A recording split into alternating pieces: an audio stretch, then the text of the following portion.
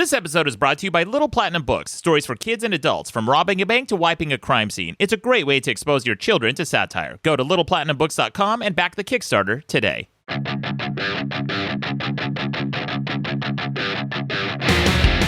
Welcome to the best debate in the universe. Every debate in the universe, from hairlines that recede to stolen iTunes feeds, with almost approximately 0 downloads. I'm your host, Maddox. With me is the Rear Admiral of Tangents, Ron Babcock. Thank you, Maddox. And as always, the journalist in moderation, Taylor Nikolai. Nobody can tell if I'm a girl or guy. That's true. Welcome back to the show, guys. Amazing show this week. Amazing guest. Amazing debate. We should also mention that, there was something that happened to the podcast last week. We're going to be talking about that at some point in the future. Not today, though. Today, we're here to have fun. But we should introduce our guest and the debate this week. We're going to be talking about what's the best female fashion trend. And with us is our sponsor from last week from Little Platinum Books, Pierre Arnold III. Pierre, welcome to the show. Thank you. Yeah, man. First of all, thank you so much for sponsoring us. Little Platinum Books, as we mentioned last week. You said you really liked my read of it, right? I did. That was great. Although I was a little, you interjected a couple points into it, so now he's actually made work for me that I need to write it to accommodate Maddox and what he said I did. Everyone always has to accommodate me. That's right. So I mentioned that this was essentially your first introduction, like a child's first introduction to satire. Right. That's exactly right. So all of the books that we've written are cheeky, humor. How to rob a bank, how to wipe a crime scene. We play with politics ever so lightly, but in the end, you get to the end of the book and there's a message to it. It's very positive and uplifting. But it's like Pixar, where they throw in all of these little nuggets of things that go over kids' heads to entertain adults. But we're doing that with kids. Reading is down for millennials, and they're the ones having kids right now. So we're trying to Reading is down for millennials? Well, reading to children is down significantly. So what we're trying to do is hack it and make things that entertain the people who have to read the books, so that they'll read them more to their kids. Because you have 3 kids yourself, right? Yep. 3 kids, and you do these events. I think it was called Beer and Brews. Is that what it's called? Yeah, Brews and Books. Brews and Books, yep. So when we do that, we go to a bar, we talk to the bar owner, and we say, hey guys, can we take over your bar on like a slow part, like a Saturday at noon, when it's not very busy? And then we'll go in there on stage and read to kids while parents, adults, and like moms and dads bring their kids in. They have a brew. It gives the bar some income while at the same time letting us read to the kids and let the parents kind of hang out. That's a cool thing, and I like, the only place I've ever seen like kids in a bar was Canada, because it's not a big fucking deal. Dude, I was just listening to a thing about how the Danes, they'll put their kid out to sleep outside. Like in a little pram, in a little, like little babies. And people, I guess some did this in New York, and the police came and they like took the kid away, put it in child services, and all the Danish people are like, what are you talking? That's how children fall asleep. Yeah. The fresh air. Yeah. Like, it's really good for their immune system. And they're all bundled up. It's not like they threw them in a trash bag or anything like that. Right, yeah. It's like, well, we freak out about everything. You give the kids a blanket, they're fine. You put your dogs outside. I mean, people are like, oh, dog's a member of my family. So's your kid. So so you should let it go into a bar and drink. Put it, put a little bowl of food outside, give it a little blanket, make sure its crate is welcome. I was in Sweden one time, and I was walking along, and I noticed my shoelaces were untied. So I bent over to tie my shoelaces right in front of a coffee shop with this giant glass window. And inside the coffee shop was this lady who kept turning around and staring at me. And I was like, what, man? I mean, I know I'm a good-looking dude. Shake it a little bit for her? Or? Yeah, I was like, I know I'm a good-looking dude, but I'm just tying my shoelaces. What's so attractive? What's going on? And I look up, and right in front of me is her baby carriage that she left outside with the baby in it while she's inside getting coffee. And I'm like, fucking Sweden, man. It's such a low crime. There's like nothing happens. Did she tie the baby up like you would tie up a dog, to a post, or just like kept her in the put one of those driller? Those D bike locks around the wheels? I just like that coffee shop is like, hey, take that baby out of here. No babies allowed. And it's called kaffe or something in Sweden. It's like a big deal. You like at around 4:00 every day, everyone gets coffee. and everyone takes a break for it. And then it's a very trusting, very low crime country. There's like no graffiti. There's no like even the homeless people are taken care of. This is in Stockholm. I don't know outside of Sweden, what's going on, but in Stockholm, I saw homeless people with mattresses. People come by and give them mattresses, and they have it was around Christmas too. They had little Christmas ornaments and tinsel and shit around their little homeless encampment. That would be funny if a homeless person from Stockholm came over here and was like, "You guys got to get your shit together, man." Yeah, no, they would. I think the homeless people in Sweden are better off than some citizens of third world countries. Do you ever see homeless people who in a weird way have it dialed in? I once saw a guy who was moving all his belongings with a shopping. When people move shopping carts in a supermarket and they the guys it'll be 30 long. Well, he had a 30 long shopping cart, but he had a rope tied to the front so he could steer it as he was pushing it. And I'm like, this guy is we should be giving this guy a job because he is thinking ahead. He was able to move all his belongings that were stacked in the cart and steered it with a rope attached to the front and guiding it like a ranger. I know people who have jobs for professional companies who wouldn't be able to string together some kind of contraption like that to carry so much bullshit. Homeless people are really good at optimizing the way they carry bullshit. I was just impressed. That's all. Yeah, I've seen some very resourceful homeless people with their can collections too, the way they compress them and stack them and put them in there. It's a system. It's a system for sure. Alphabetical order by color. Yeah. So Pierre, again, I want to mention thank you again for supporting the show. Everyone, check out littleplatinumbooks.com. Back their Kickstarter today. Yep. Yeah, we've got 12 days left on it. We still have quite a ways to go. And just one of the things I wanted to mention about it, one of the things that nobody else is doing, we are creating a content submission platform that will allow readers to actually submit content ideas for books. And then the community can up and down vote them. And then we can take the ideas that bubble up and help guide our book development. And one of the things that we're doing, too, is we're actually going to be compensating the people whose ideas bubble up and that we choose to publish. Man, you're the opposite of HuffPo. Right. That's right. So it's a really... Because, think about it. People know what they want to read. People can help guide our development. And then at the same time, we're doing really cool stuff we just talked to Christy Kay of TLC's My Giant Life. She wants to put together a book in our publishing platform to talk to children about body shaming and body sensitivity and whatnot. So, because she's almost 8 feet tall or 6.5, something like that. She's really, really tall. And so she's writing a book with us about it, and that'll be our first entry into the community-driven content. That's great. Because that's awesome, man. It's very important to teach kids how to body shame. Is that the topic? That's close, but a little opposite. I have some thoughts. I have some tips. There you go. Or did you mean how not to? I just how to be secure with yourself. You're very secure with yourself. Oh, I see. That's so right. Yes. We want to teach those values to others. Oh, okay. Yeah. I wouldn't know where to start. Right. Where to start teaching. We do have this body positivity, this idea in our culture right now that everyone is perfect the way they are. But my counterpoint is until you get into a relationship, because then that shit goes right out the goddamn window. Because I show up and no, I'm not perfect the way I am. Not in this shirt.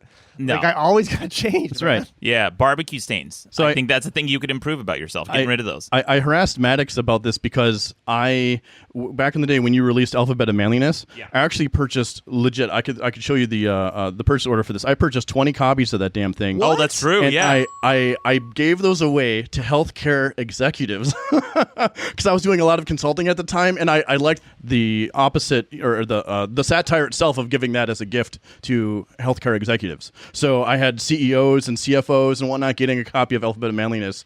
I was selective in who did it because I still wanted to get their money afterwards. Of course. But yeah, so I've loved your humor forever, and with the satire that we have going through a lot of these books, the people in your audience would really dig it. So if any of you suckers out there have knocked somebody up and need to read to a kid, check out littleplatinumbooks.com. Damn, son, where'd you find very this? Cool. Thank you for the plug. Don't forget to check out the Alphabet of Manliness. All right, guys, we should... Great plug this week. Great plug. Well, thank you again, Pierre. Well, we should talk about the debate. At the tail end of the show, we're going to have some quick news headlines with our journalist in moderation, Taylor Nicolai. We've got some voicemail. The voicemail number is at madcastmedia.com. The number is at the bottom of every page if you click on the best debate. But we should talk about the debate this week, which is what's the best female fashion trend? This is something I think our fans have been waiting for a long time. There's no way we're not all going to come off as the biggest pervs.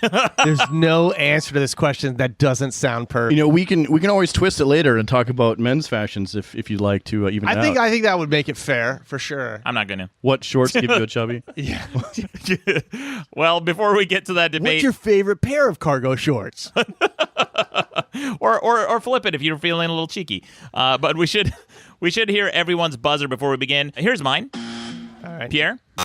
There it is, and Ron. If you hear a buzzer from anyone during this debate, that means someone is chiming in to disagree with someone else. We're pointing out a correction, or we just have something to say.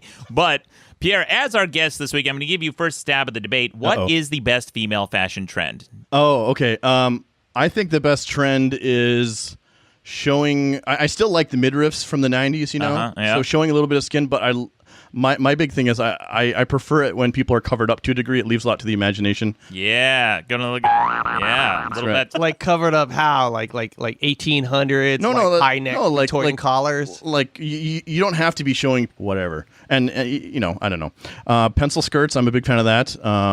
Dresses that are tight. And those are the ones that are like tight and they kind of come in, right? Yep. Pencil skirts. Yeah. And then last but not least, I have to mention yoga pants. Whoever invented yoga pants, I is a god. All right. Well, you're like shotgun blasting all the things that you like about women. So I'm hearing is okay. tight clothing. Tight That's clothing, what I'm. yeah, yoga yeah, pants, pencil skirt. I got right, and by the way, Ron, you're totally right. We are going to sound like the biggest perps. We already do. Right into You know what I like? I like when the clothes are nice and tight, but not too much skin. It leaves them up for my old brain. a little bit for the spank.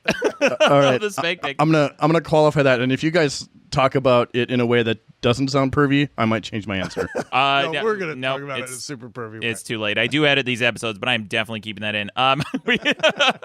We could also talk about the worst female fashions as well. So if you guys want to throw that in as well. Okay, Pierre, you got a lot of good choices. The yoga pants is a very popular one. Now, a long time ago, I did a video about the alternate cover of Spider-Woman that came out. This was, I think... Yeah, like 6-7 years ago or something like that. So Marvel was releasing the new Spider-Woman comic book, and on the cover, the alternate cover, which is an optional cover for super collectors, they hired this guy, I think, what's his name? Milo. Oh, damn. It's not Milo Yiannopoulos? It's not that guy? It's not Milo Yiannopoulos. Wow. It is no, it's I forget his name. Anyway, they hired this artist who's just an amazing illustrator. He's won all sorts of I think he won an Eisner Award, and he's won countless awards. He's had a career for over 40 years. His focus is erotic art, but it is art. Like it is, is actual classically trained art. He drew this He illustrated this cover with Spider-Woman kind of like perched on a ledge, and she's bending over and she's climbing up, and people were outraged because it looked a little too sexual, according to them. And there was this guy on, I think it was IO9, he wrote this article where he's like, yeah, in what universe does fabric cling to buttocks like that?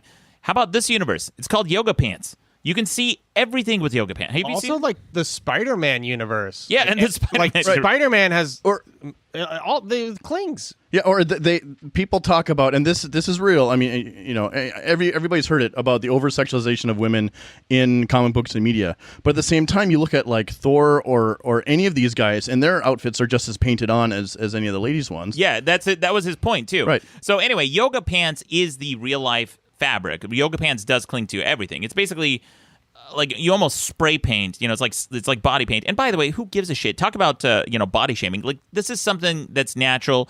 People have it. You know what the problem is? They have hang-ups about sexuality. Right. I think that's why people have a problem with yoga pants or things that are quote too sexual. Which who defines that, by the way? Like people would get off on the hands and feet. That's a thing. Mm-hmm. Well, people used to get off on like elbows. You cover anything up. As soon as you show up, people are like, "Damn, you see her elbows? Yeah, looking tight." Is that a real thing? Yeah, when people were in Victorian England, when they were covering up and being modest, and women would go down by the river and take off their shoes to dip their feet in the water, and you guys would see these like svelte ankles. The fact that they saw anything, it was like, "Whoa, goddamn! Can you believe this shit?" I don't know how when people got naked, their mind must have just exploded. Yeah, it's kind of like which are arguably the worst part of the body. Ankles, yeah, right up there. I mean, if they're kinkles, if you can't, I don't know. Have you guys ever seen hey man, this is some good looking ankles? Like they're functional. I think that a good ankle is kind of like a good face. You're looking for symmetry, and you're looking for a good bulb. What the hell are we talking about? All right, Taylor, thank you for interjecting. What is your favorite female fashion trend? I don't know, man. I don't. Before we started. I like it when girls wear like sundresses. I guess I think that looks comfy and they look good. I'm imagining you imagining this as the girl like is also on a bicycle. Yeah. Like in a sundress, like pedaling down the road, waving at you. Yeah. I mean, is that it? That's fair. Or a skirt that can twirl. You know? I love when girls wear those like skirts where they can do a twirl and it like kind of drags behind it, like looks like it's spinning. Like that's cool. So this is kind of the opposite of Pierre. He went with very tight fitting. Taylor is choosing a more loose fabric, kind of flowy lifestyle. No, that's good. Whatever. Taylor likes it loose. That's cool too. Whatever. So the sundress, Taylor, have you ever been to opening day? Like, do you know what opening day is? Like in baseball? Yeah, no, not in baseball. Like horse racing. Oh no, I have not. It is the day that like it's the first the hat day. The first, the hat day. It's Sundress Central. Sundress. All the chicks are sundress. You would walk around, Taylor. You'd be knocking things over shelves with your boner. It's awesome. But don't girls wear like huge, gigantic hats to those things? Yes. And like that's where I draw the line. You don't like if a we're big talking about floppy hat? fashion, I don't like. If your hat is wider than I am tall, you're out of here. You hear that, ladies? If you have a hat that's wider than 3 feet. Whoa. Yeah, pretty good joke. I like it. I'm very sure. Here's the fun thing about that. Like a dude can get into a nice suit that they've spent a ridiculous amounts of money on, and walk out on the street and feel good about themselves. You know, I look at the sundress day or the big hat day on opening day to be kind of like that. Well, I do think though that we can't wear big hats. Big hats are not in our like arsenal of clothing. Talking about. When did the fedora become like the lame thing? Because it was cool for generations. It was cool in the Something 40s and the happened. 50s, and then it came back. Yes. And then I feel like in the last 4 years, You know, it's people with no taste who are pissed off that you're wearing something that Indiana Jones wears. That's what it is. I No, think it's early 2000s. Like 2005 is when the fedora got lame because the hipsters started using it. Right, the hipsters started to usurp the fedora, and then it also became part of like the pickup artist community. I think a bunch of like douchebags were trying to peacock, so they were wearing hipsters. Oh, okay. Yeah, they were wearing fedoras rather. And then the other component is it's slowly migrated from that to the internet feminist. So the milady type, the internet feminist. So those guys started wearing fedoras to be a dapper dandy. Yeah, I associate the word milady with fedora, entirely. Yeah. Yeah. So we got in the chat room. For those of you watching live, we record these on Saturdays. I'll be reading some of their super chats. WolfDemon69 says, neckbeards ruin everything. Amen to that, dude. We have some super chats from earlier. We got one from RGB Velvet for €2. He says, you guys, because Ron said he hates how the social media... You guys? Yeah. Hey, guys. Hey, guys. Hey, you guys. Apostolos for €10 all the way from Greece. He says, I can't watch today. I'm at a wedding. It's 11 p.m. in Greece. Wish you guys the best of luck. And another great episode. $1 from Tito. We got some from Pavich Bavin for $2. He wants Ron to make more fart noises. And $1 from Little Platinum Books. Thank you so much, Pierre. You betcha. But let's get on to the debate. Taylor, so your favorite choice then is sundresses without the floppy hat. Is that Yeah, no correct? floppy hat. And Ron, you said you don't like big hats on guys. I disagree. I think big hats on guys are What big fantastic. hats are you talking about? I have fucking huge hats. How big are your hats? Sombreros, coolie hats. I've got crowns that pile up on top of each other. It's great for when he's working in the sun. Yeah, which is awesome. I forgot about the sombrero. I think the sombrero is actually great because it's functional. There you go. Because, you're using it to keep out the sun, so it makes sense to me. So, okay. Pot Awful in the chat room says, what is this debate? What makes us come? Pretty much, and we're getting to mine. But Ron, what is your choice? Again, I think I was afraid of answering because I'm like, I'm gonna come off like a huge perv. But no, I'm just gonna lean into it. Okay, I grew up in the '90s. That's when I came of age. Yeah. So I'm into '90s shit. So any of this '90s throwback that other people are pissed off by, I fucking love. Yeah, dude. I think it's great. So I mean, I went to a Catholic school, so obviously the plaid, tartan, or whatever you call it, like kind of plaid skirt, that's my jam. And like anything that becomes with like any 90s thing, because that's what I like saw when I was an adolescent. People were like, this is hot. Like so whatever now, Britney Spears was wearing is what you prefer. So like midriff, a slight little choker, or you know when girls wear those like two tendrils, like just in front of the ear, like these like a rabbi? Yeah, like a sexy Hasidic Jew. You know where they like put most of the hair behind them, but then they leave like two ones where like, oh, I forgot about these guys. Oh yeah. And they're just like kind of both hanging. I've always thought that looked cool as shit. That does look cool as shit. I'll give you that, Ron. But the 90s style, I mean, I have to call this. I have to do one of these because 90s style also brought us the capris. Oh. And capris are every generation is going to bring us something that we don't like. Okay, today we have culottes. My girlfriend just bought a pair. Oh yeah, name one thing from the 1930s that we didn't like. The Nazis? Didn't they start off in the 30s? You know what though? Stylish. Hugo Boss design. Actually, this is kind of funny, but Hugo Boss was I think a Nazi. Like he was a rank and file Nazi, and he created their uniforms. And now Hugo Boss suits today are like some of the best you could buy. But that did come from the Nazi era. Got those starched collars. I mean, they had strong branding. Yeah, didn't agree with it. But, didn't agree with their branding. No, but yeah, they certainly had stylish uniforms. Took a dark turn that decade. Okay, fair enough. Good point. There was so point taken. There was some things from the 1930s we didn't like. But from the capris though, I mean that's pretty Wait, bad. the capris are which ones? Capris are basically pants that are too short, so they come up above your ankles. Oh, dude, those are like the culottes. Oh, the culottes? Yeah, the culottes. The culottes are like they're like real flowy. They come up above the ankles. Yes. Right. They're in the board meeting and they're like, we got to shave 10% this year. We'll just make the pants shorter. Yeah. Done. Nothing makes an ankle look worse than a capri because it makes your ankle look like a knee. But you know, my girlfriend loves them. She's so excited about them. Capris? She loves that. She stands together and she's like, "Look, it looks like I'm wearing a skirt." And then she's like, "Nope, they're pants." Oh, skirt? Nope, they're pants. So she loves the dual functionality of it. Well, if you spread it out, yeah, that's kind of cool. And by the way, you're explaining something a little bit different too, right? The capris are actually jeans that are too short. Oh, okay. Didn't Michael Culottes are Jackson start that in the 80s? You know what? Here it is. Capris are like the tight fitting, as Pierre was saying, where the culottes are the loose fabric. You know, Yes, it's way exactly. more loose. Okay. Okay. So a long time ago, I wrote this article on my website. It's called Fashion Tips for Women from a Guy Who Knows Dick About Fashion. And I talked about all the things I hated about female fashion. And one was red, like, bright red lipstick. Like very few women can pull it off. Crocs, obviously. Crocs was something that women were... What this Taylor? makes you look pregnant. Yeah, the pregnant. I wish you wrote more in the site. Oh my gosh. Yeah, I'm going to be writing a lot more soon, but the tit curtains is what I like to. That also came from the 90s, where the women there was this style for what? What Taylor? Are you reading?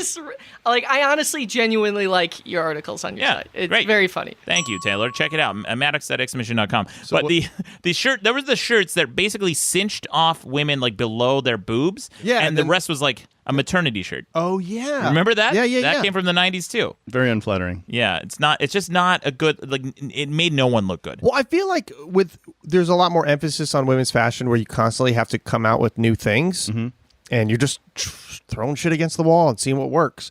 And so you're gonna have some stuff that takes off that people love, and just but you're gonna have big misses too because they want women to buy a lot of clothes, so they got to keep pumping out a lot of stuff. I try to make my style timeless. That's why you look at any photo of me and you're like, wow, that guy. That's just because you don't buy new clothes. You just have the same jeans. Wrong. I got new jeans. No, I've seen pictures of you with like a chain on the jeans. Oh yeah, the little wallet chain. Yeah, you have like a Getty picture with that. That's and it's right. like super cringe. Yeah, you're super cringe, Taylor. I know. Is there like a thing that you guys have done in the past as a fashion choice that you just look back upon and shake your head at? I bleached my hair once. Full cuts. Bowl cut, yeah, for sure. The bowl cut. Yeah, same thing here, bowl cut. Yeah. I used to wear like a newsy cap on the reg. Oh I my can gosh, see that really? with your baldness. What are you talking about? what, Pierre? I don't understand. Taking the intro to the show with hairlines that recede a little too. I mean, that was seriously there, about Pierre. you, not Yeah. me. Yeah. so I'm working on it. I don't know what's going on. Yeah. Well, okay, guys, you guys have given, I got to be honest, a bunch of shit choices for women's fashion, all right? I'm going to give you the real boner maker, all right? God damn it. This is the one, all right? and This is my favorite. This is fair because ladies out there, we talk about this stuff all the time without you being around. This is your chance. This is your portal into our minds. So, So that's funny, Pierre, because like I know my fans are going to troll the shit out of me because of this topic. They're like, "Oh, man, it's talking about women's fashion, real manly." But it is something that like guys think about and talk about, and women rarely hear our perspective on their clothes because we don't give a shit. Instead, they're reading Cosmopolitan, where other women tell other women what to wear, and it's like. Exactly. So Anyway. we're doing If you a there's favor. anything women want, it's our opinion. Right. No, for the record, ladies out there, if you have any fashion advice for me, I would gladly accept it. Hey, there you go. Anyone in the chat room? We've got a bunch of ladies in the chat room. If you have any fashion tips for Pierre, please pipe in, or myself. But here's the real fashion trend that I love, and it is a current fashion trend. Okay, all right. Thank God this is a thing. It is my favorite thing that's happened to clothing in years, which is less of it. It is the underbutt.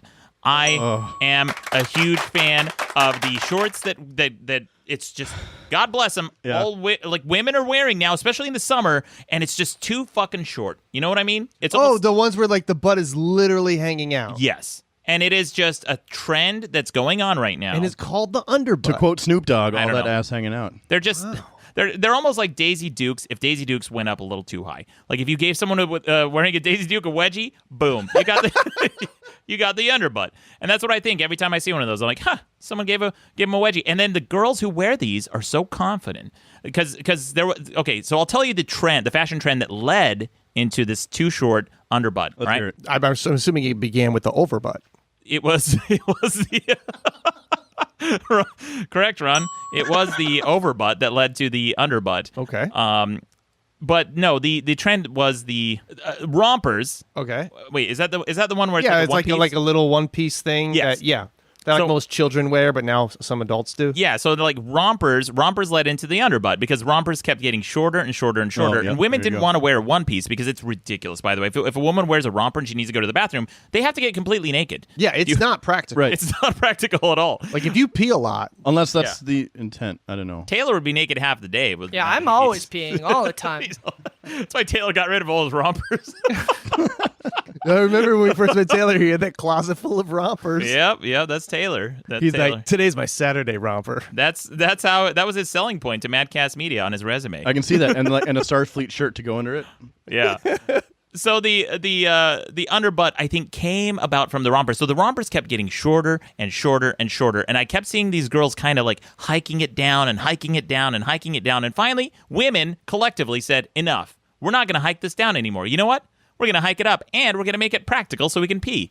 And they said, we're going to invent the short shorts where they're too short and our butts hanging out from below. Now, a lot of guys, their favorite thing is the side boob or under boob. You're welcome, ladies, in the chat room who are listening to the podcast today. Where this is, I'm sure. Yeah, I like the side boob when they basically like, I just want to let my titties breathe. Yeah, and that's also a popular thing right now. I feel like it's very popular in Los Angeles. yes, absolutely. I went to a concert. I feel like most women in Los Angeles dress like curtains. Yes. Like they're just draping things over Yep, them. yep. And then they enter the world Yeah. Yeah. with like a drape top, tight bottom. And I know we sound like huge fucking perverts for this whole entire episode. It sounds like, a bunch of guys, you know what gives me a boner? But the reality is that this trend in liberating your body, liberating your clothes, letting everything hang out, who gives a shit, I think is a positive thing, because if people stop getting such boners over breasts all the time, then we won't have like this weird obsession in our culture with like, you can't show boobs, but like violence as much as possible on TV. Or like people get freaked out when like a mom is breastfeeding their child. Exactly. You're like, what the fuck is your problem? Yeah, breasts aren't always and shouldn't always be sexual. In fact, most of the time, if a woman wants to wants to just go outside and, not have the constraint of a bra, and they want to let themselves breathe a little bit, which is a totally fair thing, because especially if the breasts are large, underneath you get like the sweat on hot days. So like women are just like guys. They want to be able to breathe and let their bodies free a little bit. This is a positive thing. This is a step in the right direction. And I like it. Yeah, I like it too. Trigger. Had to ruin it there with that sound effect. I think most people, the thing about like people in Los Angeles that kind of frustrates me is it's different than one time I went up to Montreal, and up there I felt like everybody was dressed really nicely and professionally and well, but they weren't dressed like they were calling attention to themselves. And I feel like everyone in Los Angeles is dressing like they're playing a game called No, I'm Wearing the Most Interesting Thing. Right. It's like a competition to see who can get like the more attention. And to me, it looks like everybody just got dressed by falling into a hamper. Right. So that's for, like I've traveled overseas with my kids before. And you go there and they're wearing T-shirts with friggin' SpongeBob or whatever on them, and then you go overseas and everybody they look like little adults. They've got like turtleneck sweaters and button ups and the whole thing. Yeah, turtlenecks are weird. Yeah, turtlenecks are weird. We could talk about male fashion that we don't like too at some point. I think the turtleneck is definitely one of the hardest things to pull off. Yeah. Steve Jobs ruined it. So just like the smartphone industry, he ruined fashion. He's ruined. I feel like John Hamm is the only guy who can truly pull off a turtleneck. Who's John Hamm? The guy from Mad Men. That guy can pretty much pull off anything. There, he's like the epitome of man. Yeah, what fashion I don't like right now is when people have to wear pants or jeans or whatever, and they're just torn to shit. Like, you don't like that? It's weird. Like, I don't know. I get it. It was a style 10, 15 years ago. It's back, but it's gonna be weird again in like 12 months, and then people are going to make fun of that. Like, that's the thing that frustrates me about fashion, is that it's never done. It's never complete. And then everyone makes fun of the people from the latest generation. Exactly. Like, it's such a, fashion is broken in that regard. Like, if somebody makes a piece of art today, you don't make fun of it for being out of style in a year and a half. You just say art has progressed. But fashion is one of the only types of art where you actually get to make fun of people for being out of date. And that's why fashion is broken.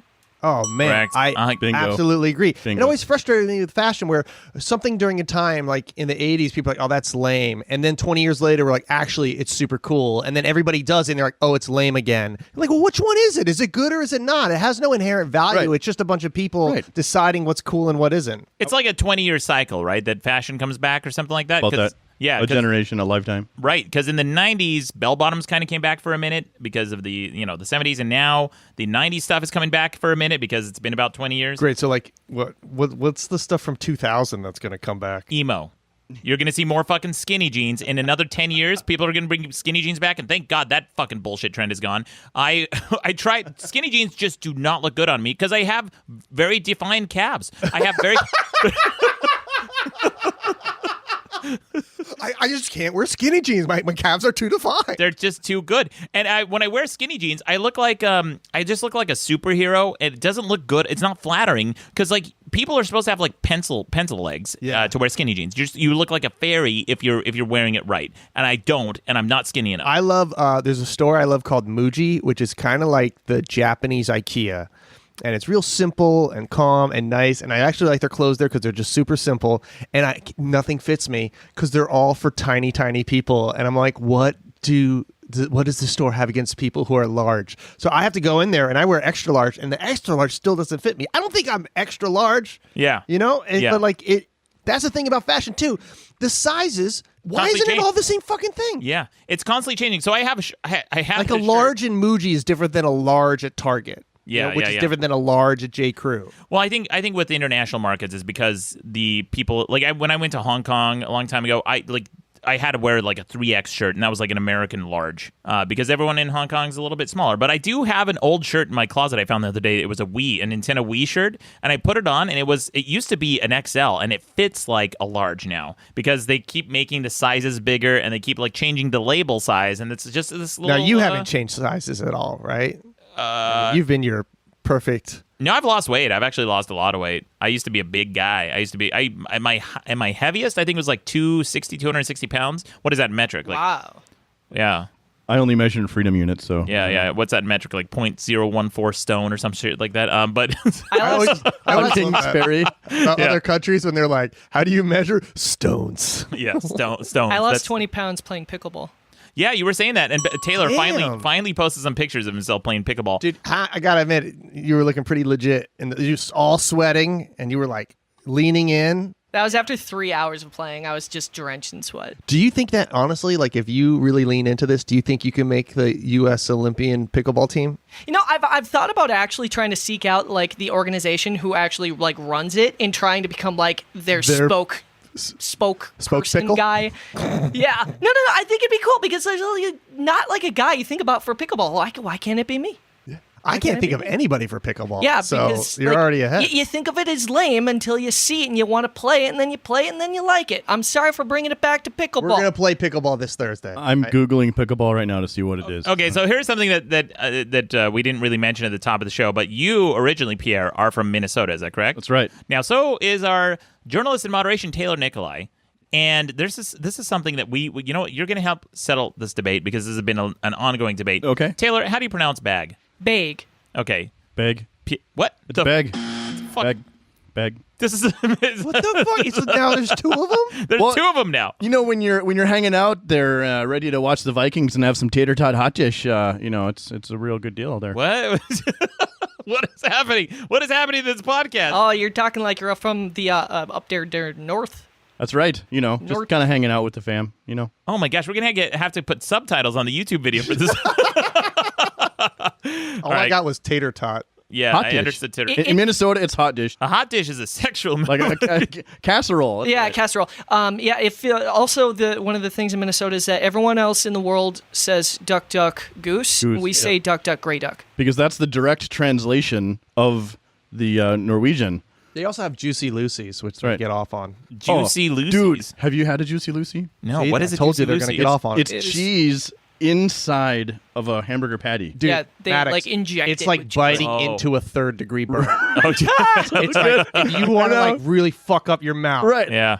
Yeah, and it's only like $15. But your eyes are rolling back in your head at the same time because there's the cheese, the bacon, the You burger. have to wait until the cheese cools down, but by that point, the outside of the burger Yes. is cold. Because it is the center, so it's kind of like, oh, let's wait until the Earth's crust, like the inner layer, the exactly mantle right. cools I have down. a We're lot bringing of this up feelings on because it was Juicy Lucy's. invented in Minnesota. Sorry. Yes, it's and when people go up, they're like, "Have you had a Juicy Lucy?" And which is also a real weird name for a burger. Yeah, a Juicy Lucy. Yeah, we're gonna go have Juicy Lucy and hot dish. Well, You're like, whoa. Yeah. They're just so innocent up there. You know, they can Yeah. throw that word out there and not get off on Until it. you guys drive, nicest people. Until you get in your cars, then biggest bunch of assholes ever. Dude, the Wait, worst in Minnesota? the Minnesota Yes. roadblock. No. Yes, Oh, man. yeah. They're reverse assholes. They Right, don't know how right. to be confrontational, so Right. then you think they're being assholes, but really they're just like, no, you go ahead. No, you go No, ahead. you go, It's you just go, an and entire everybody's town of slowing down to Taylor. 5 miles In, an hour. in Minnesota, if there's a four-way stop and all four cars get there at the same time, they're there for Right. eternity. You have people They're- getting out of their car to try to wave somebody else on. I've Like, actually I'm seen okay. that You know happen. what I mean? I'm not joking. Yep. I've seen that happen. That's way too nice. Or the Minnesota roadblock. You familiar with that one?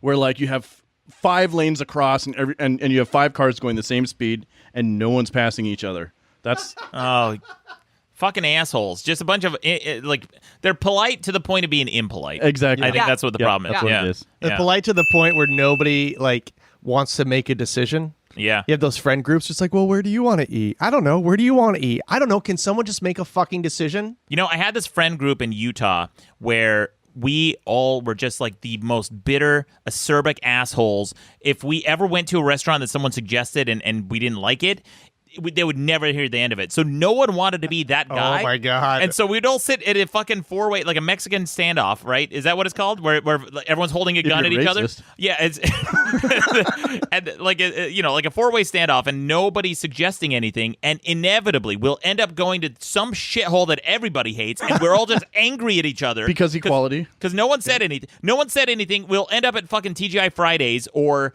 like macaroni, like just some bullshit that nobody likes, Applebee's, and we're just sitting there picking at our food just angrily. I actually had this exact situation when I was back home in Minnesota. We couldn't figure out where to eat, and I was like, let's just go to Applebee's. So we went to Applebee's. Yep, there you go. Applebee's is like the default.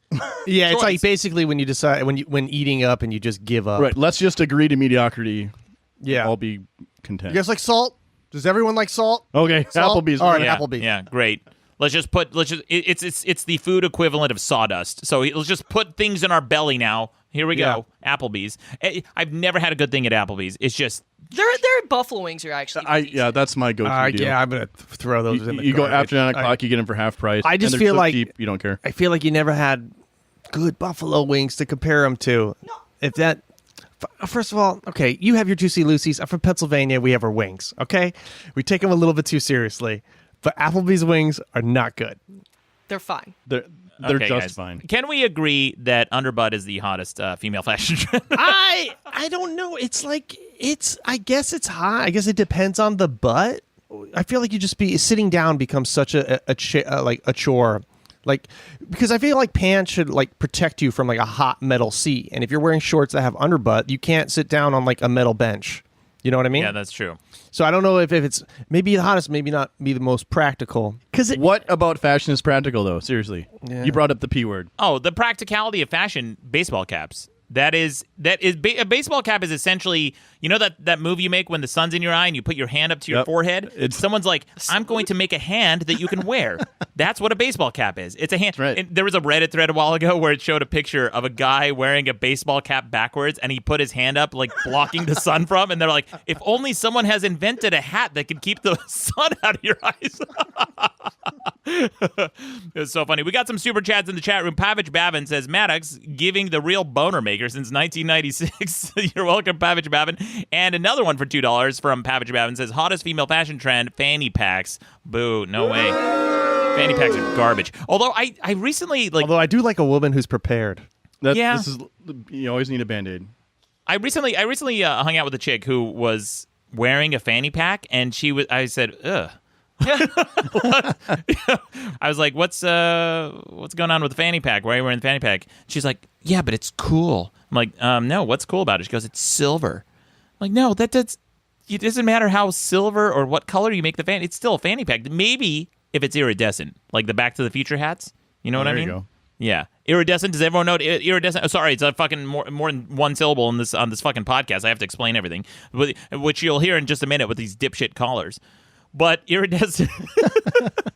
iridescent hats, iridescent color is something where you look at it from one angle and it kind of changes color if you look at it from another. Yeah, we all know what iridescent hats are. We all at this table we do. didn't say anything. Oh, you know what? Not related to men or women, but you know what fashion trend needs to fucking come back? Skorts? What are skorts? It's like a short and a skirt combined into one. It's like it looks like shorts from the back and then a skirt from the front. Oh no, because They're awful. Those are teases. I'll tell you what needs to come back: the heat-based color changing shirts. Remember that shit? Oh, yeah. Yeah, that shit was hilarious. You could always see where everyone's like really hot and under their armpits. Yep. Yeah, that was And like people would come up with their hand on you, and Yeah. then their handprint would be there. exactly. Dude, you know what I think should come back is guys on the Jersey Shore, denim jean jackets and airbrushing dragons onto them. Do you remember that shit? When Like you were a Ed kid? Hardy? No, you remember like going to the shore as a kid? There'd be a dude, like jean jackets and a dude would be airbrushing. I remember like that shit looks so cool. I want that to come back. We so didn't I have could buy a people jacket. airbrushing jean jackets in Minnesota, did we? No. No. So anyway, guys, we should try to wrap this up. Pierre, once again, your choice was My choice was basically anything that's tight and left things to the imagination. okay. Anything that's the tight, like a tight sweater, maybe. And Taylor, what's your pick? I don't know. Sundresses, I guess. Just don't wear the huge hat. Just don't wear a big hat. There you go. Sundresses and not a big hat. And Ron, The 90s throwback that's coming Jennifer around. Aniston is in the house. does that include like these bleach splattered jeans, like that sort of shit too? Fuck it. Yeah. All of it. All I of take it? the good with the bad. He's all into the all 90s. into the 90s. Ed Hardy as well. Well, I don't see a lot of women wearing Ed Hardy. That's not really a female fashion trend. I bet Jabos? Yeah. I mean, yeah. mine is Ed Hardy. I can't do Ed Hardy. I can never And do Ed Hardy. mine is the winner. I'm going to predict already for next week, but it is the underbutt. The underbutt shorts, short shorts. I would also like to hear if we have a lot of any female listeners to make sure to leave a voicemail listing what is your favorite male fashion trend. Yes. Or maybe something that we do that you don't like, I would be very interested in hearing their perspective. So I asked a chick a long time ago. She was trying to, I was talking to her. It was like kind of when I was a little bit more insecure about like dating and women and things like that. And she was trying to give me some tips and like fashion advice. I'm like, well, yeah, what should guys wear? And she said, jeans, plain black tee. I said, huh. Wow. Okay. Or she said, or if you want to change it up, jeans, plain white tee. And so essentially, they just want to date that like mechanic from a Calvin Klein ad. That's all I wear now is I get next level t-shirts off Amazon. They're $6. And Yeah. I just bought every color, and I'm like, that's Yeah. it. And it makes it so much easier. I did the same thing with caps. I bought like one of every plain cap. Now, do they make any baseball caps where it's like a backwards baseball cap, so Yeah. that's cool. Yeah. But then it also has the front Yes. part. So Oh, it's man, like a there you Sherlock go. cap. They do, and it does look like a Sherlock cap. And you can buy them in Chinatown. Chinatown has these hats. They like fold out like fans, and they're actually really sturdy. They're made out of bamboo, and I don't know how the construction works, but you pop this thing open, and it looks like almost like a duck bill in the front. And for the Limp Bizkit fan that doesn't want sun in their eyes. I love Limp Bizkit. I love Limp Bizkit. Now, can you turn the hat and look like a Napoleon, like kind of admiral when you wear it? Either. Or what if you turned it and then they had a bill in the front and the back of that? Oh, there we and then we could even God. put more bills, so it's constantly covered. Right. you guys just invented a coolie hat. Holy shit! Patent that shit. And guys, this is, I think, the first time we've had a sponsor on an episode during the actual sponsor plug. This episode is brought to you by Little Platinum Books, guys. Thank you, Pierre, for sponsoring this episode. Again, Little Platinum Books, the Kickstarter is what you should back today. You get for, so I backed the project. Yes. For $100 because the $100 package, you get all the books as they're released, like one after another, like once a month, right? That's right. You get a copy of each of the first 6 books mailed to you as they're released over the next 6 months or so. Yeah, and these are super fun. They're fantastic. This is the best way to introduce your child to satire. And this is something that's happened over time. Gulliver's Travels was written by Jonathan Swift. Yep. And Jonathan Swift was one of the first satirists, I believe. He's, I think, largely considered the father of satire. But this is right in that tradition. It's super fun, and it's going to encourage parents to sit down with their kids, the long-lost tradition of actually reading to them. That's right. Yeah. So, go to the Kickstarter, check it out, or littleplatnumbooks.com. That'll bring you to Kickstarter. It'll show you everything that we're doing, what we're all about. So tell me a little bit about how to wipe a crime scene, because that's the most intriguing one to me. Yeah, no, that one, it's got and all of these these initial 6 are kind of take your kid to work day, like the How to Rob a Bank. A kid is going to a bank heist with the dad, and the crime scene is the same thing. The kid in that one is a little bit older, but yeah, the dad is a mob cleaner, and so he's following his dad to work, and they're cleaning up a couple crime scenes. It doesn't show anything graphic in it, but you see red and the things left that they have to clean up. Great great nighttime story to read to your kids. Well, it's all rhymes and it's fun, yeah. and the kids don't know. I mean, see, this is the thing. Like when you watch a Pixar, and if you go to our Kickstarter or littleplatnumbooks.com and go to the Kickstarter and watch the video, we show clips from Disney movies where they throw jokes in there. There was one Mr. Potato Head in one of the. What was it? In one of the Toy Story movies, one of the bad guys, the purple bear, Mrs. Potato Head was saying stuff that he didn't like. So he took the lips off of Mrs. Potato Head, and Mr. Potato Head comes over and says, "Hey, nobody takes my wife's mouth except me."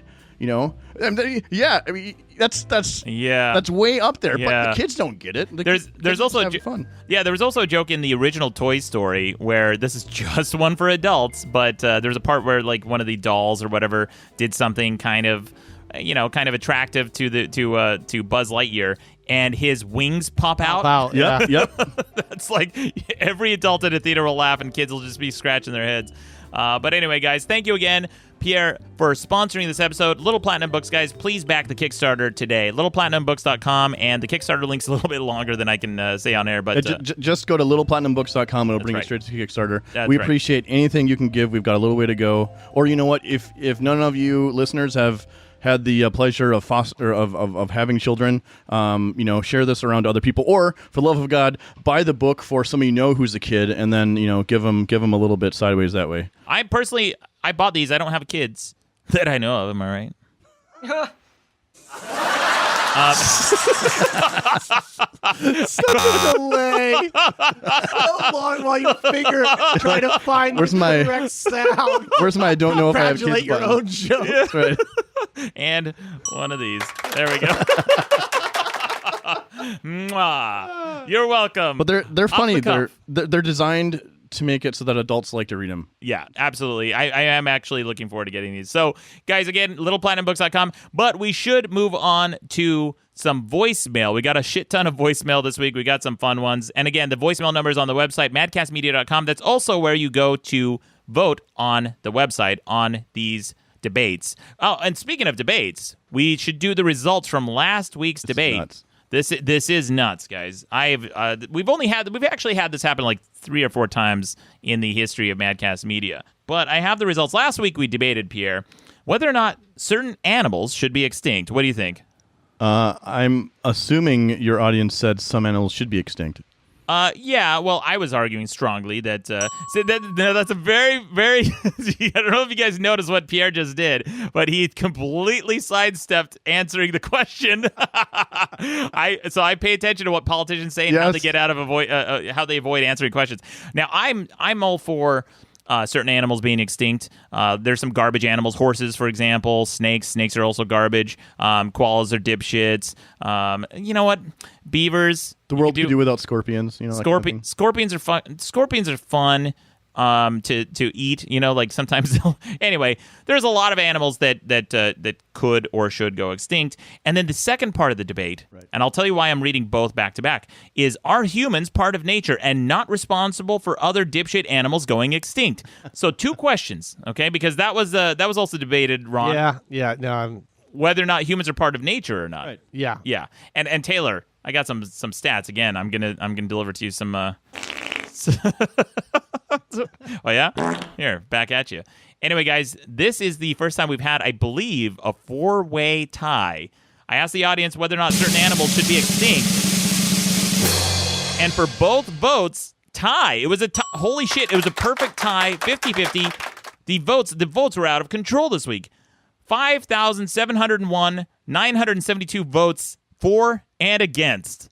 Unbelievable. Unbelievable. 571,972 for every single option that we've debated last week. I don't understand why people want to make animals go. I don't want to get into it again, but it's like it's not that they should. So I was the nuanced argument that I made last week is I don't want any animals to go extinct. I missed the nuance. Sorry, I missed the subtlety of your argument. All I heard was hate.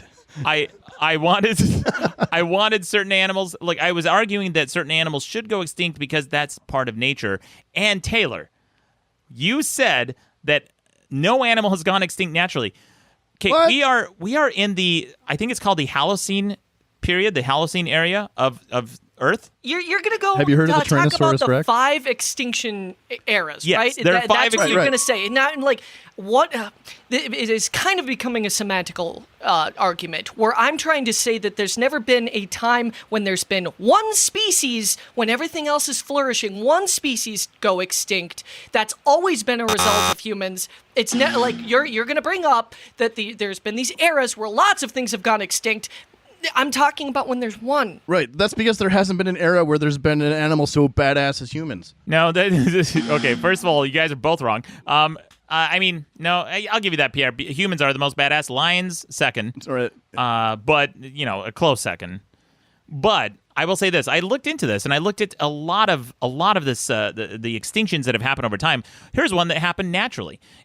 In the Netherlands, there is a type of eagle. I didn't even know this existed, but it's a type of eagle that only existed on the Netherlands. It's a giant fucking eagle. I mean, eagles are huge already, but it was like an especially big eagle. The eagle fed on a type of bird called a moa. A moa is related to the kiwi family of birds, and the kiwis are related to dodos. So for some reason, evolutionarily speaking, I know dodos were hunted to extinction, but a lot of birds of that style, of that kind of type, the dodos, the moas, and the kiwis, they tend to go extinct. And the eagle fed on the moas. The moas went extinct, therefore the eagles went extinct. So sometimes due to climate change, through predatory species being invaded, due to human intervention or not, certain species couldn't go extinct, therefore affecting the entire ecosystem and causing other species to go extinct. And that's the mechanism with which 99% of all species on Earth have gone extinct. That's all the previous 5 eras, the last How did the dodo go extinct? Well, the dodo was hunted to extinct, allegedly. Oh, so you're saying this thing went extinct because of human intervention, which is my point the whole time. Okay, well, this one in particular, but what about the other fucking 99% of animals? Taylor? We're going back to the same thing. We're talking about different things. You're talking about natural selection, and I'm not. What about trilobites? Yeah, Taylor. What about trilobites? Yeah. Trilobites? Trilobites, yeah. Yeah. Everybody's got a trilobite fossil. Yeah, trilobites. Everybody knows about trilobites. Yeah. Trilobites. I don't know. That's called a slam dunk, Taylor. And then fucking Taylor had the audacity to call me out because I said that we don't fucking need bees. We do a better job of pollinating them. Taylor, Yeah. we went to dinner. I was with Taylor on this one. Yeah, well, you're both wrong. Because we went to dinner. Thank you, Pierre. We went to dinner, and Taylor's like... And I talked to some bees, and they said... like, what? Taylor's like, I don't believe this article exists. I'm like, Taylor, it fucking exists. And I just Googled the first thing that came up. I remember reading it on NPR. It's an NPR article. If you guys want to see this, just Google NPR bees Chinese farmers.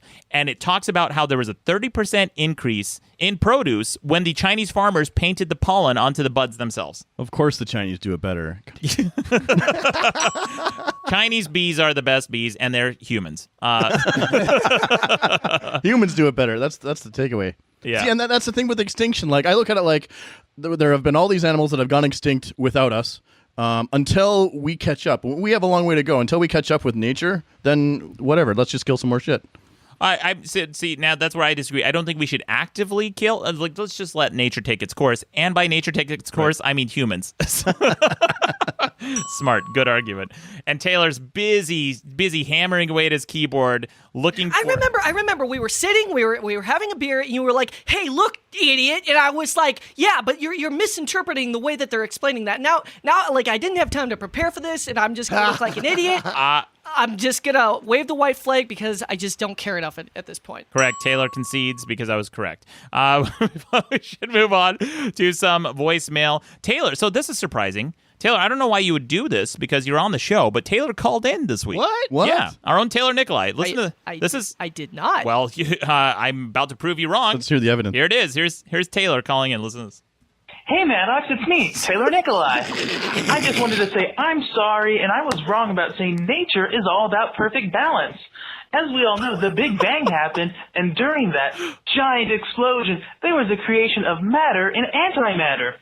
If it was a perfect balance, it would mean that they would have annihilated each other and everything wouldn't exist. Have a good one, Maddox. See you next week. Taylor. Man. Well, a second apology from Taylor, back to back. That was really big of you. Yeah, very big of you, Taylor. Thank you for acknowledging the fact that if it was perfect balance in nature, we wouldn't exist because matter and antimatter would annihilate each other, and there would be nothing. Okay, so even in the argument, I was explaining that according to this, I think this was during the podcast, wasn't when we were at the restaurant or whatever, but I said even meteors in this case didn't fall in line with like the idea of nature that I was trying to explain. So of course the Big Bang doesn't fall in. The Big Bang. I would say it again. Bang. How do you guys say it? Big Bang. The Big Bang. The Big Bang. The big bag there. The Big Bang. I should just sit in the trigger. All right, we got a voicemail. So you know what, Pierre? Unlike sidestepping Pierre over here, we did get a caller who is not afraid to tell you guys exactly what animals should be extinct, and it's the bad hombre. Listen to this. Hey man, fuck snakes, man. We don't need fucking snakes in this world. Everybody fucking hates snakes. You know, Mexicans hate snakes so much. We have a flag of a eagle fucking brutally murdering a fucking venomous snake because fuck snakes. A fucking eagle on top of a motherfucking cactus eating a fucking snake. Metal as fuck. Hey, that's right. Metal. There you go. We don't need snakes. Can we all agree that snakes are garbage animals? They are garbage animals. Although, did you guys hear that headline just over the weekend? They eat mice, so that's cool. Yeah. Snakes eat mice, yeah, but so do fucking cats. Just get a bunch of cats. Who doesn't eat mice? And by the way, mice, you know what happens to mice? harvest tofu and rice and all these things, they get sucked up in those threshers. So all these like vegetarians, I love pointing out to vegetarians who are trying to take the moral high ground, like, oh, my diet doesn't kill any animals. Yeah, it kills billions of animals. Mice, squirrels, rats, chipmunks, snakes, birds, and even deer get sucked up in those threshers. I've gotten emails from farmers who say, yeah, when the deer gets sucked into our thresher, we don't pull it out of the grains because they sell it by weight. Okay. Here's a fun one. So I kill a cow and it lasts me for 6 months, let's say, because I'm fat. You kill a cow? Do you kill cows? I've slaughtered my own cow. Mr. Moo was the first one. We had a farm in Minnesota. Oh, Mr. You Moo. named Mr. Moo. your cow? We named the first one Mr. Moo, and then the second one we just named it Hamburger, and then because we just gave up on loving them, Maddox. It's hilarious. But yeah, so one cow, one animal sacrifice will sustain me for a considerable amount of time. But your tofu bag vegetarian people killing 10 animals for the tofu. I mean, are we taking the number of animals that we kill? In which case, maybe a meat eater kills fewer animals than the tofu rabbits or mice slaughter? That's an important question, Pierre. And there was a guy named Jonathan Davis, I believe, from the University of Oregon. From Cory. Good one, Taylor. No, Jonathan. He was like a bioethicist or a bioresearcher from the University of Oregon, I believe. And he published a paper a long time ago that talked about the ethics of eating meat. He said if you're just going by the volume of meat that you produce per life killed, it's much more ethical to eat beef than it is to eat these other, just vegetarian diet, because those threshers kill billions of animals, which, by the way, their meat goes to waste. Yes. Oh, man, it's insane. Anyway, we got another voicemail. This is a correction for me. I talked about a certain insect that I like last week, and I guess I got the insect wrong, according to this caller. This is Maddox, you fucking dipshit. You're not describing aphids in your fucking podcast. You're describing katydids, you fucking retard. God damn it, you are fucking stupid, Maddox. Go die. Fuck whales. Wow. Jesus. Douchebag of the week. Thanks, dipshit. Thanks for the kind and not aggressive correction. Yeah, maybe I did mean katydids instead of fucking aphid. Oh, excuse me, all to hell. I mean, He's I really was on tolerant. board until he told you to go die at the end. I was like, Piece of shit. this is a lot. We got... So, Ron, last week you talked about using chapstick on your lips? Yeah. Yeah, well, the Bad Hombre has a comment about that. Listen to this. Hey, Ron, are you sure your lips aren't moist because you don't use chapstick? You pretty sure that's the main reason? Ah, shit, I fucked this.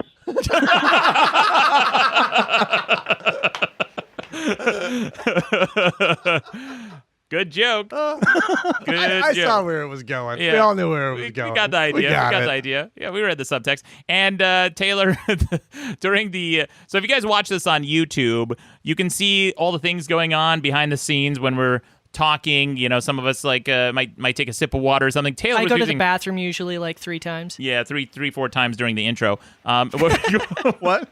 So some of you may have noticed last week that Taylor was using eye drops, and at the start of this show, Taylor and Ron both using eye drops. Here's a voicemail about that. Hey, Taylor, you using night drops too? Fuck, I didn't know you smoke weed, bro. Should have told me. Could have been partying a long time ago. I use eye drops a lot now because my contacts just dry up my eyes like a ton, and I need to get new contacts. I just haven't gotten around to it. Or LASIK, maybe.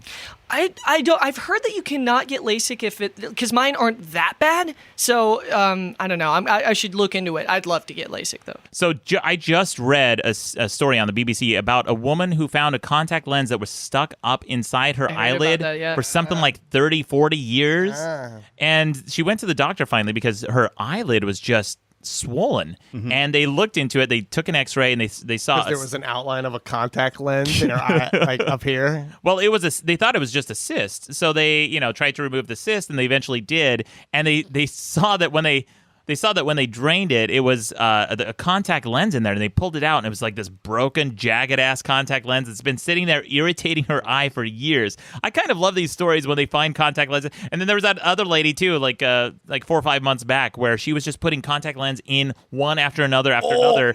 And they removed them, and she has this, giant, thick hunk of plastic that she just had shoved into My her vision eye. was just getting worse and worse. I don't know why. Oh, God. I wonder what that would feel like after years of irritation, having that finally removed, like how good it would feel. Like your eyes breathe through. I mean, part of the way that your eye gets oxygen is through the air, right? So when you put contacts over them, and that's why they say that you should only wear contacts for a certain amount of time during the day, 8 hours or whatever, because if you're wearing them more and more and more, it keeps your eye from getting oxygen, and then the veins in the white area of your eye start to grow over the lens. Whoa! And it gets to a point where the veins will actually. I forget the name, venous occlusion or something like that, but they'll actually grow in and start affecting your vision. Dude, you're freaking me the hell out. I do a lot of medical record consulting, and I've worked with a lot of eye clinics, so I hear this stuff all the time. Can you get me some like cheap LASIK? Yeah, man, just come outside of the car. Yeah, I'll hook you up. Nice. I left my LASIK bag over by my bird. So. Well, speaking of bags, now it's time for some quick news headlines with our journalist in moderation. Taylor, what do you got for us? This could be the first season in Major League Baseball history to feature more strikeouts than hits. A slowdown that worries many league officials. I think the strikeouts are hilarious because they get so pissed. Also, that's a slowdown. Yeah. The whole game's a slowdown. Yeah. I mean, it's a slow game. That's fine, but it's not a fast game. The headline basically reads, warning, slow game gets slower. Does anybody go to baseball anymore for something other than beer and hanging out? Yeah, exactly. We've talked about this. Baseball is so boring, even on opening day with the jets fly by, and they're just so far above. If you need jets to fly by to jazz up your sporting experience, most people go to baseball games aren't baseball fans. Right. And I mean, think about other things that people do. If you go to a strip club, you don't need jets to fly by. No. If you go to... But, I mean, if they did, I'd be at that strip club all the time. If a jet flew by at a strip club? Oh, yeah. Look at those Blue Angels. There's going to be a breaking point, Eric Niender, the general manager of the Tampa Bay Rays, said. In terms of purely watching a baseball game, seeing a few hundred pitches a night that aren't put into play, there's not a lot about that that's entertainment. People don't come to see the umpire call a ball or a strike or a foul ball. I think it's something we have to be mindful of because this is an entertainment business and we are here for the fans. Fans may be sending a signal that the modern game, focused so much on power hitting and power pitching, is losing its appeal. Attendance across the majors is down an average of about 1,500 per game, with 19 teams experiencing a drop from last year. You know what? Stan in the chat just nailed it. Stan Morris says, baseball was fun when there were no other forms of entertainment. Amen to that. And I think that's really... Because we all see those old things of like people going crazy because it was like that was the only fucking thing. And for somebody nowadays to say baseball and the word entertainment in the same sentence, I think shows a disconnect of reality in general. Yeah, baseball and entertainment are oxymorons. And also, I would say that the same goes for the Beatles when they came out. Like, they were so popular because there was nothing else to listen to and nothing else to do. So everyone's like, yeah, the Beatles. Wow, that's great. What else are we going to do? Fucking till the fields? Was that or Static, you know? Yes. Yeah, your choices were Static or the Beatles. I choose Static. Wow. The Static heads, they're pretty hardcore. They still tour. You know what? Static is still playing. Yeah, Static's always playing. Beatles haven't played forever. Yeah. So a lot of people are saying, just in general, not in this article, that one of the biggest reasons baseball is failing as an industry right now, or Major League Baseball, is that they've always cracked down on anyone sharing anything socially. So if you have a photo or a video or a GIF, the Major League Baseball will shut that down. So you can't even like meme stuff. So kids don't care about baseball because they can't do things like make memes or even talk about it. I also think that there's just too many games. I mean, there's 162 games a season. Oh yeah, well each team plays the same team like 6 or 7 times. Which one of those games do I really care about? You know what I mean? Like to me, that's like 162 times, and then playoffs. It's like, and the preseason games. Yeah, it's just so. At some point, it's like, whoa. It's like when you can lose like 40, 50 times in a row and still win the World Series. Like, I think there's something wrong with your structure. I think it should be 100 Welcome games. to equality. I mean, okay. It's an easy number to wrap your head around. 100 games. That's still a lot of fucking games. But and they don't want to do Ron, that because they'd lose a lot of money. It's been very popular for half a century, if not a full century. So what's happened in the last 10, 15 years that's caused this? Fucking pickleball, bro. I mean, pickleball's on the way up. People are no. I just think there's a lot of other sports that I think you're right. Like that is a really good point about yeah, they're really weird about their broadcast. I mean, I remember like this was the first year you could actually watch the Dodgers play on TV. Before you needed this crazy package, and it's like really hard to get into a team when you can't watch all the games like easily. Yeah, I heard that the reason that the decline in baseball started was in the late 90s, there was a big baseball strike and a walkout, and basically the players wouldn't play, and the game never fully recovered from that. Right. It really like just killed the momentum of the sport, and then people realized like, yeah, baseball's kind of a suck-ass sport. Why were we watching it in the first place? I think that's wrong. I think that the Mark McGwire like home run thing, the Mark McGwire versus Sammy Sosa thing happened in 98, I want to say. Okay, so maybe it was after that. I remember that being a big deal. There was a big home run, and then they both got caught for steroids, weren't they? Right. Well, everyone in that entire generation was doing steroids. And I remember reading studies that said that the reason why it was so popular is because everyone wanted something different than the Clinton stuff that was going on at that time. So it was like a distraction, and now we have so many distractions. Yeah. A 3-year-old has an IQ of 171. Bullshit. It's complete bullshit. Bullshit. 100% fuck this kid. Daughter Ophelia. Oh my God. This kid is garbage. This kid's a liar. And whatever that test is bullshit. The kid doesn't even have the proper cognition to be able to read the questions or understand patterns, mathematical concepts. You can't test a kid's IQ. This is garbage. I'm calling for shenanigans on this. Let's have the kid do some drawings. We'll compare him against what Maddox can draw. There you go. We'll see who comes out on top. Ophelia had said her first word, Haya, a few months younger than the norm. She started saying her colors, letters, numbers quite early on compared to most children. Oh, wow. Big. I can say every color. By the age of 2, she was able to remember and recite the alphabet. The whole alphabet, all 26? It's like talking to a 19-year-old, Ben says, describing their interaction. That's like Wait, real, no. That is really mean to 19-year-olds. Have you talked to a 19-year-old today? That's like talking to a 2-year-old. Come on. Well, It's hard because they're looking at their phone the whole time. it's true. She has proper conversations and comes up with her own ideas. Maybe that's All the problem. kids come up with their own ideas. You know what the problem is? Our standard for 18-year-olds is so low that the 2 and 3-year-olds are starting to look like 18-year-olds. Yeah. Wow. We got an 18. We got a kid with the intellect of an 18-year-old. Oh, genius. Lindsay Gravina in the chat room says, "Aren't there tons of kid geniuses out there?" Yeah, I'm always hearing about a kid genius. However, there was one kid genius recently who won, I think, a Nobel Prize for some discovery in mathematics. He like solved some like insane mathematical question that people have been trying to solve for centuries, and he solved it. The kid was one of these child prodigies who graduated from college at the age of like 12 or something like that, and he went on to get the Nobel Prize in mathematics, or the equivalent of the Nobel Prize in mathematics. He was some Indian kid. Isn't it like where they're prodigies, where they just kind of have all their development like front loaded, and then like they don't go beyond anybody else with the development. It just all happens like immediately. Yeah. So they're like, so we think they're all prodigies, and then and they have all the extra time to learn stuff and nail down those concepts before most people would get into that in their mid-20s or 30s. Right. Like they're just kind of, so it's just like it all happens earlier, but then, we put them in all these special classes and stuff, and like child prodigies and for brain smarts, but socially, I don't think they're going to be winning any popularity contests, Yeah, it does, I think. Like when something in your life develops really well in one area, like another area is lacking. Yeah, if you have really long legs and you're only like 3 years old, Then your calves probably suck. Yeah. You can definitely wear skinny jeans. Now, on this show, sometimes I like to give a little bit of trivia about yours truly. Here's something that not a lot of people know about me, but I was a child prodigy and am now an adult prodigy. So there you go. And what were you a child prodigy in? You name it.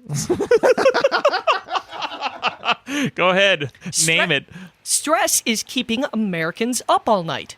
Yeah. Yeah. A new survey found that Headline. A new survey found that millennials lose sleep over relationships while young baby boomers toss and turn because of money. You said the M word there, though. You know what? It's tough to take any issue seriously when it's an issue with millennials. I'm sorry. Yeah. They are going to the millennial vote. They love to demonize millennials. It's such a hot headline. There's these Facebook or Twitter memes that go around that show all the headlines that demonize millennials for all the things like avocados and cars. They've killed cars and golf courses and diamonds and all these like these things. They just keep going on and on. It's like, yeah, Yeah, weird how tastes change. Yeah, it's weird how tastes change, and they're blaming the millennials for killing all these industries. Yes, sorry. Or like, also like, well, fucking adapt. Right. Yeah. Like that's how it happens in business. Like industries die unless they adapt. Right. Yeah. Every generation had an industry that went belly up. I mean, we don't do a lot of yacht shuffleboarding. Yeah, there's not a lot of that going on anymore. Yeah. What else you got, Taylor? No more Mondays. Yay! Oh yeah. Colorado school district moves to 4-day weeks. What? The new schedule follows the district's 6 failed attempts to get more money through bond elections. With the new change, Fielder said they hope to save around $1 million in key areas. By not running school buses on the days with no classes, he said the district estimates to save around $700,000. School District 27J plans to tack on a couple $100,000 more by not paying substitute teachers, I guess. The final big saving comes from utility costs. Yeah, so you pay substitute teachers with substitute cash, which is nothing, and you save a bunch of money. How about that? I remember these were like furlough days, aren't they? They're essentially furlough days. Like that's what they do with like government institutions and things like that. They'll take like one day off if they're having budgetary constraints. Because I think they did this in Utah when I grew up. I don't know. Yeah, they'll sometimes like cut a day from a week, like a day of education, day of class, so that they'll save. They don't have to pay the teachers as much during that time. Well, yeah, it's a budget cutting. Yeah. It's kind of fucked up. I mean, that's really going to screw up a lot of parents who now all of a sudden got to find childcare. Yeah. What about all the loss of income from parents having to stay home from work for that? Yeah. Like what do you do when you're like your kid is usually goes to school while you go to work? Like, how does that work? So it's like great. You didn't fund the bond measure to do a thing that every other state in the country is going to do, but now you're going to spend more money. Of course, conspiratorially, I look at that and I say, maybe the people who are cutting the day of school are like, we're really going to stick it to the people who didn't let us have our money by just making them come home. Yeah, that's what. I sometimes think that way too. Yeah, parents love sending their kids right? Do you like sending your kids to school? Oh my God, I love it. Yeah. Okay, there was a video on YouTube a little while ago where a mom was walking through a Target talking about the people. Yeah, you've seen this. The people complaining about. I have to buy my kid pencils and glue, and this mom's going through Target like, you want a microwave teacher? You want a bottle of whatever? You want some glue? You watch my kids for a week, I'll give you some goddamn pencils. That's no big deal. It's kind of fucked. My girlfriend works in the education world, and I'm always amazed at how much stuff she buys on her own. Yeah. Now, and her budget for the year is like.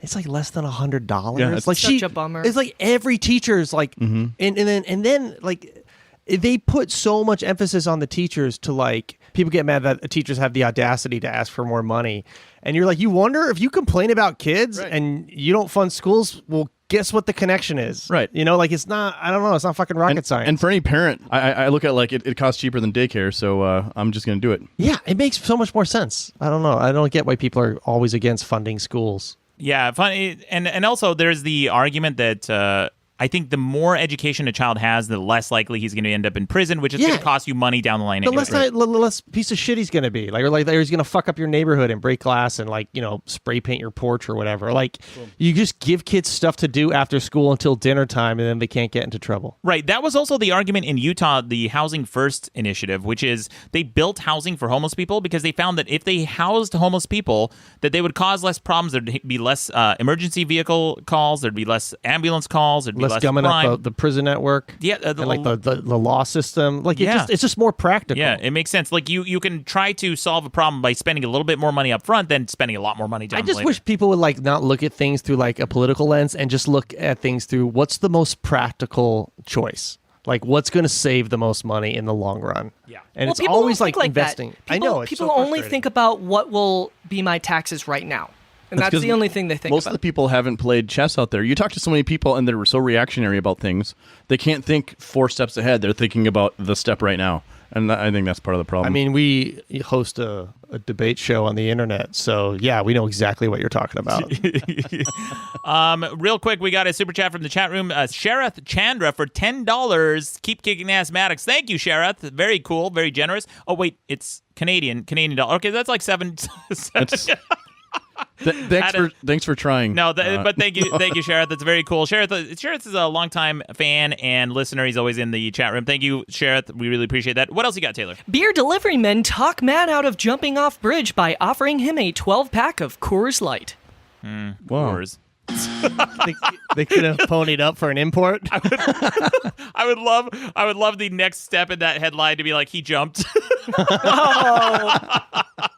Coors Light. Oh. I see a Budweiser commercial coming with that. Yeah. Jason Gable and Quam Anderson don't usually cross the bridge over Interstate 94 in St. Paul, Minnesota, but this Wednesday morning, for no particular reason, the beer delivery men decided to take a different route, they told local news. After dropping off a shipment of beer at a sports bar nearby, Gable steered the truck onto the bridge, crossing over the busy highway below. Then they spotted a man standing on the bridge's ledge on the other side of the fence. Anderson kept asking the man questions. Did he want any food? Did the man want to eat something with him? He replied that he wasn't hungry. Do you need any money? Anderson asks. The man said he didn't. Do you want to have a drink with me? Anderson asked. The man paused. Yeah. A beer? Anderson pressed. Maybe, the man responded. Coors. As the officers continued distracting the man, Anderson rushed to the beer truck, grabbing a 12-pack of Coors Light. He brought the case of beer to the beer's ledge, opened it and Bridges ledge, opened it, and told the man that if he climbed down from there, the 12-pack was all his. The man agreed, slowly retreating to safely where emergency responders placed him in And an now ambulance. we've taught this, we've rewarded bad behavior, Right. Yeah. and now this is what this Can you guy's imagine? gonna do. There's just like a line of people waiting to jump off and waiting for a beer truck to drive off. It's like, wait, are the mountains blue? No? All right, screw it, I'm going. Yeah, not that cold. Very funny. I love that story. It's a very Minnesotan story. Thank you for those quick news headlines. Our Quick journalists. news. That last one is a long one. It was fun. I like that story. Anyway, Pierre, anything you'd like to plug right before we go? I'm just going to beg for people to go to littleplatinumbooks.com and back my Kickstarter. They're really high-quality books, guys. Great illustrations. A lot of heart in this project. We had a super chat right on the wire by Little Platinum Books. $20. Thanks, everybody, thank you. for listening. Pierre, thank you so much. You didn't have to do that, man. Pierre, I know. right at the buzzer, $20 super chat. Really appreciate that. Guys, really check out Little Platinum Books. You'll love these books. They're high quality, a lot of heart in them. Like I said, really proud to have them as sponsors. Thank you so much, Pierre. Really appreciate that. You can find Ron Babcock on Twitter at Ron Babcock and on Instagram at Hey Ron. Is that correct? That's right. And Taylor Nikolai is at Taylor Nikolai everywhere. Nikolai. That's how you spell Nikolai. Cut that from our fucking episode. Anyway, guys, thank you again for listening to the show. Don't forget to vote on madcastmedia.com. Thank you, Pierre. Thank you to our journalist and moderation, Taylor Nikolai. You're welcome. Thank you to our Rear Admiral of Tangents, Ron Babcock. You're welcome. But most of all, you're welcome. Maddox, what the fuck, dude? Alright, I'm in biology right now, alright? And, well, like, not literally now, but, like, I'm taking the class. Fuck. Way to go, dipshit. Hey there. Don't forget to subscribe to Madcast shows on iTunes, Stitcher, or your favorite podcast app. Okay, bye. Madcast Media Network.